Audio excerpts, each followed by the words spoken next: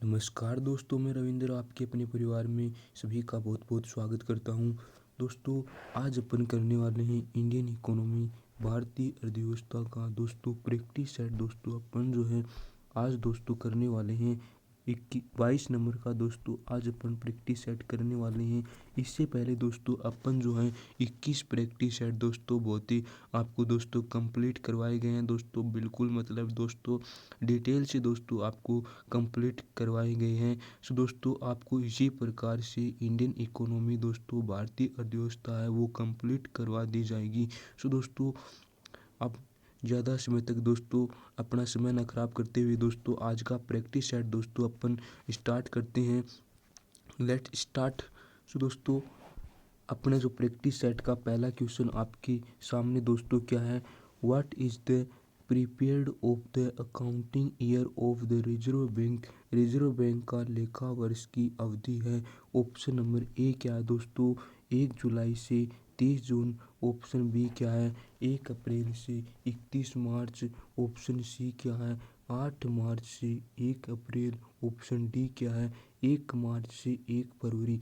मतलब दोस्तों reserve bank का जो लेखा वर्ष की जो अवधि है वो कितने वर्ष है वो आपको दोस्तों बताना है। इसका दोस्तों कौन सा ऑप्शन जो है इसका करेक्ट हो जाएगा। ऑप्शन नंबर दोस्तों इसका जो है ऑप्शन नंबर कौन सा करेक्ट हो जाएगा। ऑप्शन नंबर दोस्तों ए जो है इसका करेक्ट हो जाएगा। यानी कि दोस्तों 1 जुलाई से 30 जून तक मतलब क्या होता है, लेखा वर्ष की दोस्तों अवधि होती है 1 जुलाई से 30 जून। लेकिन दोस्तों ये 2021 के बाद क्या होगा, 2021 के बाद दोस्तों 1 अप्रैल से 31 मार्च हो जाएगा। मतलब दोस्तों ये जो है 1 जुलाई से 30 जून तो मतलब दोस्तों ये अभी रहेगा। और उसके बाद में मतलब दोस्तों 2021 के बाद में दोस्तों 1 अप्रैल से 31 मार्च जो है दोस्तों ये हो जाएगा। तो दोस्तों इसका जो राइट आंसर होगा वो ऑप्शन नंबर ए जो इसका राइट आंसर हो जाएगा। अगले क्वेश्चन की ओर बढ़ते हैं दोस्तों। अगला क्वेश्चन दोस्तों आपके सामने दोस्तों, who gave the consumer saving principle. उपभोक्ता के बचत सिद्धांत किसने दिया था। ऑप्शन नंबर ए क्या है दोस्तों, रॉबिन्स ने। ऑप्शन बी क्या है, अल्फ्रेड मार्शल ने। ऑप्शन सी क्या है, एडम स्मिथ ने। ऑप्शन डी क्या है, चार्ल्स कोरिया ने। उपभोक्ता के बचत सिद्धांत है वो किसने दिया था। ऑप्शन नंबर दोस्तों इसका जो है दोस्तों बी जो है ऑप्शन करेक्ट हो जाएगा। मतलब दोस्तों अल्फ्रेड मार्शल ने क्या दिया था, उपभोक्ता के बचत सिद्धांत को दिया था। ऑप्शन नंबर दोस्तों इसका जो है बी जो है इसका करेक्ट हो जाएगा। अगले क्वेश्चन की ओर बढ़ते हैं दोस्तों। अगला क्वेश्चन आपकी मोबाइल स्क्रीन के सामने दोस्तों है, which is the largest commercial bank of India. Bharat का सबसे बड़ा व्यावसायिक बैंक है वो कौन है। भारत का सबसे बड़ा व्यावसायिक बैंक है वो कौन है। ऑप्शन नंबर ए क्या है दोस्तों, पीएनबी। ऑप्शन बी क्या है, आईसीआईसीआई। ऑप्शन सी क्या है, एसबीआई। ऑप्शन डी क्या है दोस्तों, आरबीआई। यानी दोस्तों आपको बताना है कि जो भारत का जो सबसे बड़ा व्यावसायिक बैंक है वो कौन सा है दोस्तों, आरबीआई। आरबीआई दोस्तों कौन से ऑप्शन में दे रखा है, ऑप्शन नंबर दोस्तों डी में दे रखा है। सो दोस्तों इसका ऑप्शन जो है डी जो वो इसका करेक्ट हो जाएगा। यानी ये क्या है, भारत का सबसे बड़ा व्यावसायिक बैंक है। अगले क्वेश्चन की ओर बढ़ते हैं दोस्तों। अगला क्वेश्चन क्या है, nationalisation of banks in India was done on the recommendation of which committee. Bharat में बैंकों का राष्ट्रीयकरण किस समिति के सिफारिश पर किया गया। ऑप्शन नंबर ए क्या है दोस्तों, राजन समिति। ऑप्शन बी क्या है, रंगराजन समिति। ऑप्शन सी क्या है, चेल्या समिति। ऑप्शन डी क्या है दोस्तों, हजारी समिति। आपको दोस्तों बताना है कि भारत में बैंकों का जो राष्ट्रीयकरण है वो किस समिति के सिफारिश पर किया गया। सो दोस्तों सभी साथी है वो कमेंट करके बताएंगे दोस्तों। इसका जो राइट आंसर ऑप्शन नंबर दोस्तों हजारी समिति। मतलब दोस्तों हजारी समिति जो है वो इसका राइट आंसर हो जाएगा। हजारी समिति कौन से ऑप्शन में दे रखा है, ऑप्शन नंबर डी में दोस्तों दे रखा है। ऑप्शन नंबर डी जो इसका करेक्ट हो जाएगा। भारत में बैंकों का राष्ट्रीयकरण है वो हजारी समिति के सिफारिश पर किया गया। ऑप्शन नंबर दोस्तों डी जो इसका करेक्ट हो जाएगा। अगले क्वेश्चन की ओर बढ़ते हैं दोस्तों। अगला क्वेश्चन क्या है, when were 14 big banks nationalised. 14 बड़े बैंकों का राष्ट्रीयकरण कब किया गया। ऑप्शन नंबर ए क्या है दोस्तों, 14 मार्च 1968। ऑप्शन बी क्या है 19 जुलाई 1969। ऑप्शन सी क्या है दोस्तों 8 मार्च 1968। ऑप्शन डी क्या है दोस्तों 13 अगस्त 1969।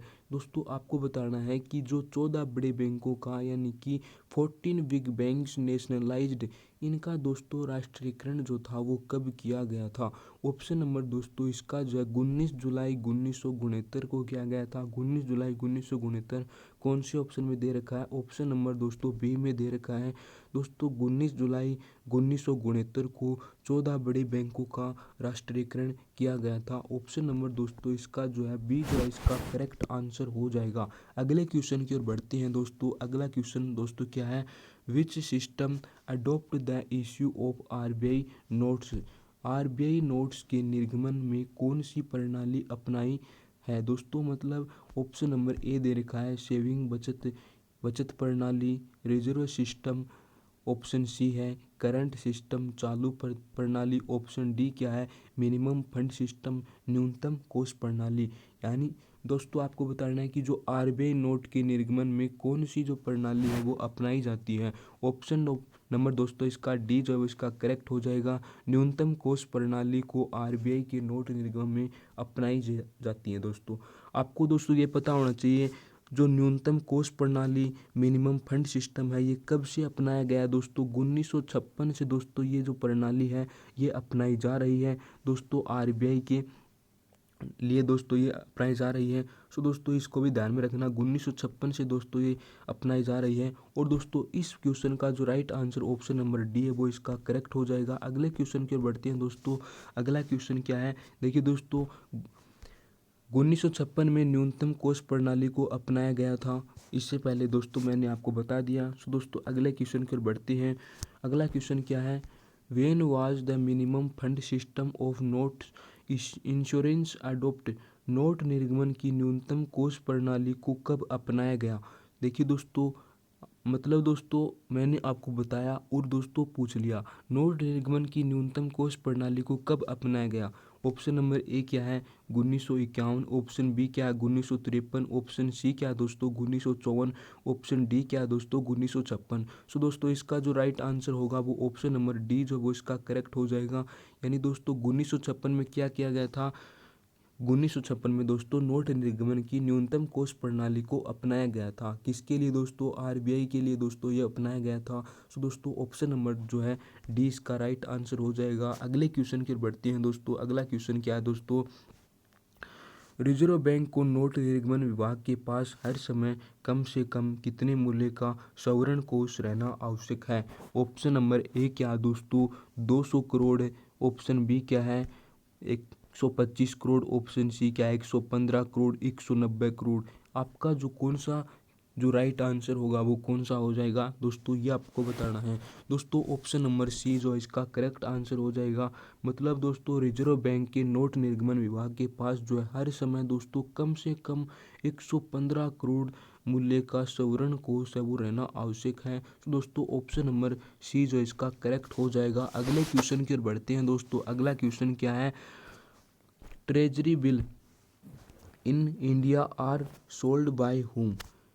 भारत में ट्रेजरी बिल किसके द्वारा बेचे जाते हैं। ऑप्शन नंबर ए क्या है एसबीआई के द्वारा, पीएनबी के द्वारा, आरबीआई के द्वारा और आईसीआईसीआई के द्वारा। यानी भारत में ट्रेजरी बिल है वो किसके द्वारा बेचे जाते हैं दोस्तों ये आपको बताना है। ऑप्शन नंबर दोस्तों आरबीआई के द्वारा। आरबीआई दोस्तों कौन से ऑप्शन में दे रखा है, ऑप्शन नंबर दोस्तों सी में दे रखा है। आरबीआई के द्वारा क्या किया जाता है भारत में ट्रेजरी बिल बेचा जाता है। तो दोस्तों इसका जो राइट आंसर होगा वो ऑप्शन नंबर सी जो है इसका करेक्ट हो जाएगा। अगले क्वेश्चन की ओर दोस्तों। अगला क्वेश्चन जो है वो अपना प्रैक्टिस सेट का दोस्तों लास्ट क्वेश्चन रहेगा।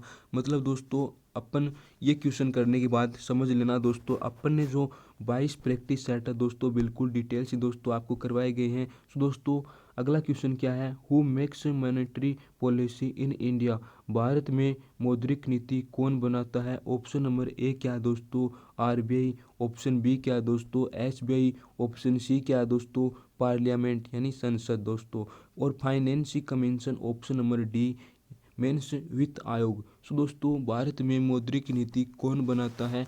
सो दोस्तों आपको बताना, आई होप दोस्तों सभी साथी कमेंट करके बताएंगे कि जो भारत में मॉनेटरी पॉलिसी मौद्रिक नीति है वो कौन बनाता है। ऑप्शन नंबर दोस्तों इसका जो राइट आंसर होगा आरबीआई के द्वारा। आरबीआई दोस्तों ऑप्शन नंबर ए में है।